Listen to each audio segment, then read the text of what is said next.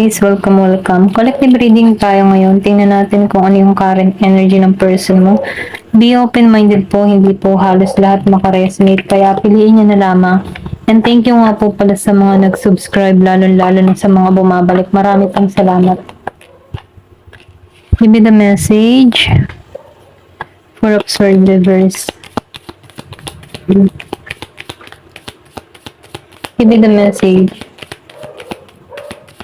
So, nakikitaan ko dito, no? Meron kang person dito na stuck sa sitwasyon, okay? Pwede rin sabihin nakakaranas to ng problema sa panahon ngayon, okay? May pagka-playful tong tao mong to. Kumbaga, no, yung pagiging niyang playful, siya din yung nagiging dahilan kung bakit nagkakaroon siya ng stuck kasi hindi siya nagiging seryoso sa buhay niya, okay? Ito na yung nafe-feel ko. Meron ka ditong tao na Gemini, Aquarius, and Libra. Kumbaga, sa edad niya, immature pa siya. Okay? Yung bang hindi niya sinaseryoso, yung mga bagay-bagay, yung tipo na seryoso ka na, pero ginagawa niya pa rin ng kalokohan. Ito na yung nakikita ko dito. Kaya itong tao nito, no, kumbaga nafe-feel ko dito na sarado yung kanyang kaisipan, hindi mo siya maintindihan, hindi mo ito maunawaan, okay? Iba yung point of view niya sa buhay, na kung saan, ano, dun ka nahihirapan, kasi hindi kayo magkaroon ng maayos na pagkakasunduan. Kumbaga, taliwa siya sa gusto mo, ganyan. Laging may dahilan, pwedeng hindi kayo compatible ng tao na to. Ito lang nakikita ko kung bakit hindi kayo nagkakasundo dito. So, nafe-feel ko dito, magkaiba kayo eh. Kumbaga ikaw, yung tipo na malawak yung pangunawa mo, spiritual ka, okay? Nagiging aware ka na sa mga bagay-bagay. Or pwede rin sabihin, matured ka mag-isip, okay?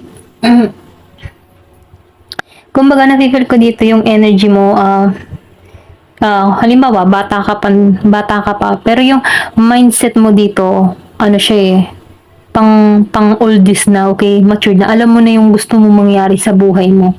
Ito lang nakikita ko. Kumbaga may mga pangarap ka, organize ka, okay? Pero itong tao mo, taliwas sa'yo, okay? Kumbaga siya yung tipo ng tao na bahala na. Samantalang ikaw, meron kang gustong mangyari. Kumbaga, nakalis na, okay? Kumbaga, nakasaad na lahat ng mga plano mo, okay? Pero itong tao mo, hindi niya alam kung ano yung plano niya sa buhay niya. Ganun. Give me the message. Ano pa yung mensahe? Meron ditong Pisces. May Taurus. So, nakita ko dito ngayon, grounded ka. Okay? So, ikaw, umiiwas ka dito. Pwedeng sinusunod mo na yung intuition mo. Na predict mo or pwede rin sabihin, advance ka mag-isip. Ito lang yung nakikita ko. Kumbaga, inaalisan mo tong tao neto or pwede rin sabihin, nababasa mo tong tao neto na ganun, okay? Immature. Pwedeng hindi maging compatible sa'yo. Kaya nakikita ko dito, grounded ka, okay? Or pwede rin sabihin, inalisan mo to, tinakasan mo to. Kasi nafe-feel mo na hindi magiging matagumpay yung connection na to kasi ganun yung mindset niya. Okay? Pwedeng negatibo siya, ikaw positibo. So, hindi magkaroon ng yung bang tipo na hindi maganda, okay? Ito rin nafe-feel ko, or pwede rin sabihin pareho kayong nagkakaroon ng conflict, okay, sa bawat desisyon. Kumbaga, no, imbis na magkaroon kayo ng pagkakasunduan, nagdidebate pa kayo, okay, sa isang bagay, ganyan. Ito rin nakikita ko, kaya nakikita ko dito, ano, handa ka dito sa tao na to, grounded ka, hindi ka basta-basta malilin lang. Kumbaga, no, sa husgado, once na nagkakaroon kayo ng debatehan dito, nafe-feel ko dito na nagiging kang matalino sa bawat sasabihin mo, okay? Hindi ka basta bara-bara or magsasalita ng kung ano na hindi mo pinag-iisipan. Kumbaga, nafe-feel mo eh, or may prediction ka na para rito, okay? Ito rin nakita ko, for example ko lang yun, ma'am. Give me the message.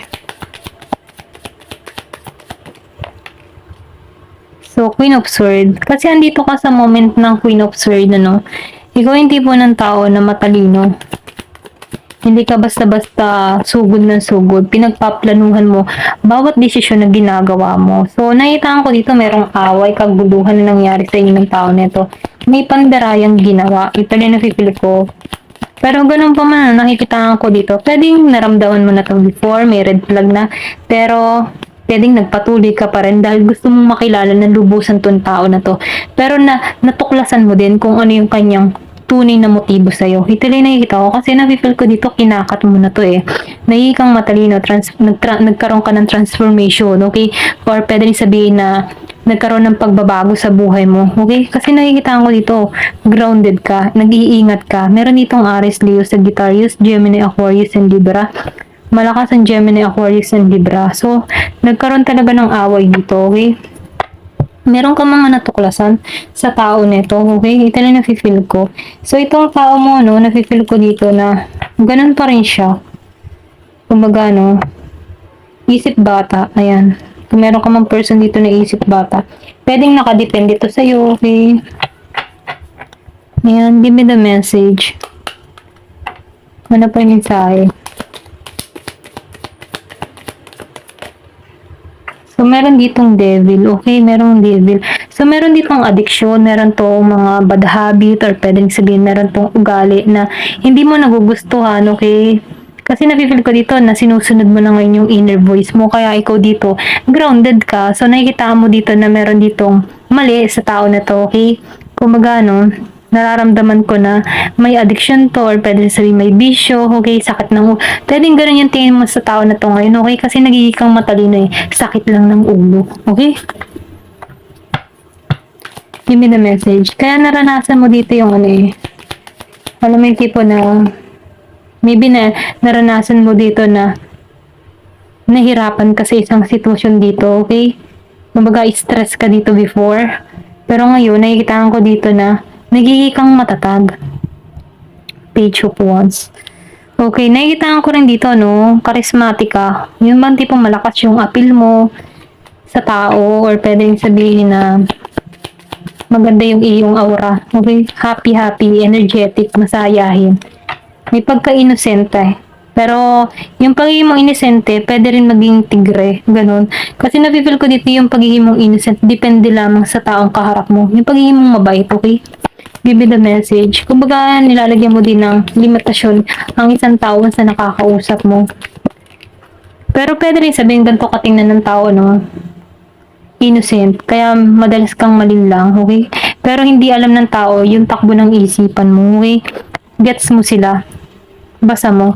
So, nakita ko dito, no? Ikaw ay nagsisimula ngayon. Kumbaga, marami kang nag-o-open sa'yo lahat ng oportunidad. Maraming oportunidad na dumadating sa'yo na kung saan dun ka nakatuon. Or pwede rin sabihin na mayroong pagbabagong nagaganap sa'yo. So, yung iba sa inyo nasa ibang bansa. Ayan. Pwede nagbabala ka mag-travel dito. Okay? Magiging matagumpay sa bansang pupuntahan mo. Ito lang yung mensahe. Meron ditong Aries, Leo, Sagittarius. Or pwede rin sabihin meron kang makausap ditong bago online. Ito lang yung nakikita ko. Kasi nakikita ko dito new love eh. New offer. New beginning para sa'yo, okay? Maybe nagkakaroon ka dito ng panibagong pananaw sa buhay na kung saan ano, mas dinidevelop mo yung sarili mo. Ayan, ito lang yung nafe-feel ko. Give me the message. Ano pa yung mensahe? Or pwede rin sabihin kaya hindi ka ma-reach out ng person mo dito. LDR, nakikita ko dito long distance. Malayo sa bawat isa. Pwedeng nasa ibang bansa ka. Ito yung paraan mo para makatakas dito. Mag-disconnect sa tao na to. Udet, ayaw mo nang simula dito. Ito lang nakikita ko. Naka-reverse. Ayaw mo nang simula sa tao na to. Hanggat maaari ayaw mo. Kasi predict mo na to eh, okay? Ramdam mo na to. So, nafe-feel ko nag-try ka lang dito eh. Pero, nakikitaan ko dito nag-failed yung connection. Kaya ikaw, mas nagiging kang grounded. Nagiging ka nang maingat sa desisyon na ginagawa mo, okay? Kumbaga, nakatuon ka dito sa mga pagbabago mo. Ito lang yung nakikita ko.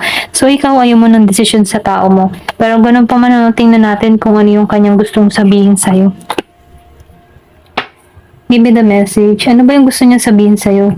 Kasi napipil ko dito, nagiging matigas dito eh.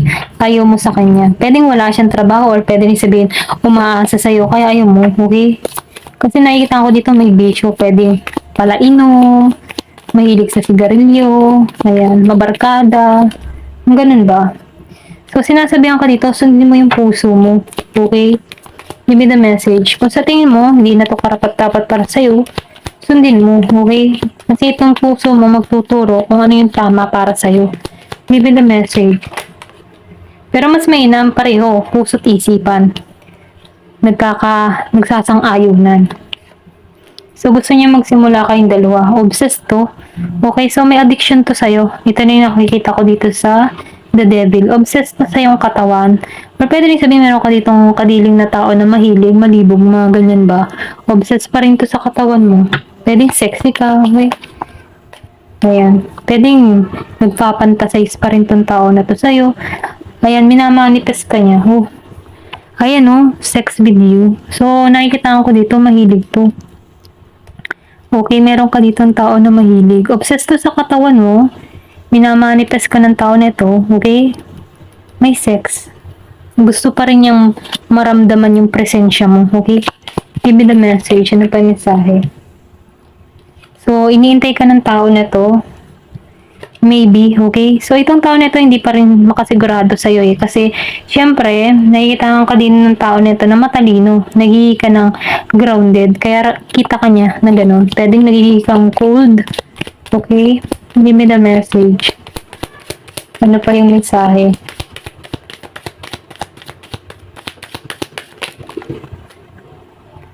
I want you. So, gusto ka talaga niya. Okay? Gusto ka niyang angkinin. I think so, yes. So, meron dito yung bang tipong tingin ng tao nito na gusto mo pa rin siya, okay? Or tingin ng tao nito na makukuha ka pa rin niya. Ganun. I know you from somewhere. Alam niya kung nasaan ka. Kumbaga, ramdam niya na kaya ka pa rin niya makuha once na kayong dalawa lang na nag-uusap or magkasama, okay? Pwedeng sapilitan ka ng tao nito. Ito lang nakikil ko. Kaya huwag ka na lang magpakita if ever na umuwi ka ng Pinas dito. Kasi itong tao nito ay obsessed sa'yo. Give me the message. Pag nag-solo kayo ng tao nito, pipilitin ka nito. Ito lang nakikita ko. I just want you all the time. O, diba? Gustong gusto ka niya. Sobrang naman kahilig tong tao na to. Okay, kilala mo to kung may ganito kang person, ano. Ito lang yung nakikita ko. Give me the message. Kaya pala meron ditong devil energy. Kasi itong tao mo may addiction. Addict sa sex. Ito lang nafe-feel ko. So, mahilig to. Hindi nito kaya ng walang kasama or walang katabi. Mga ganun ba? Gusto nito lagi kang kasama. Or pwede rin sabihin meron kang nahuli dito. Ito lang yung nakikita ko. Pero ganun pa man, hindi pa rin siya nagbabago. So, itong tao na ito, pinapantasize ka pa rin ito, kaya ini-imagine ka pa rin ito. Ayan. You have so many choices and options. Kasi nakikitaan ka ng tao na ito na mas priority mo yung iyong mga pangarap. Nagiging kang matigas dito, okay? Dito sa Queen of Swords. Kaya ramdam ng tao nito na marami kang option. So, itong tao nito hanggang manifesting na lang ginagawa. Nagbabaka sakali siya na maramdaman mo yung energy niya. Ito lang nakikita ko kasi pwede rin sabihin iniisip ka ng tao nito ng ganito. Para nang sa ganun, mapil mo yung energy ng tao nito. Kasi minamanifest ka nito. Ito lang nakikita ko. Ayan. Give me the message. Ano pa yung mensahe? There is someone else. So, nakita ko rin dito, meron pa rin to ngayon, okay? Napipil ko dito, yung banti po, kung meron tong kinakasama, okay, sa panahon ngayon, kahit sila yung meron nangyayari ng person niya ngayon, ikaw ang iniisip ng tao na to na ginaganon niya, okay? Kumbaga, unfair dun sa kinakasama niya dito. Ito lang nakikita ko. Give me the message. Pwede rin sabihin na kasi hindi kaya ng tao na to na yung bang walang ganun, okay? Ito lang yung nakikita ko. Kaya siya dito ay may kahiligan. Oh, so patungo to sa'yo. Once na mabalitaan na to na umuwi ka, pupuntahan ka nito. Ito lang yung nakikita ko. So, ingat ka na lang dito, okay? Or iwasan mo na lang to kung ayaw mo dito. Kasi itong tao na to ay obsessed sa'yo. Ito lang yung nakikita ko. So, piliin nyo na lamang kung saan kayo makaka-resonate dito. Hindi halos lahat sa part na to. Kasi kilala nyo ang person nyo. Ayan. Ito lang yung nakikita ko. Thank you for watching. Love and peace.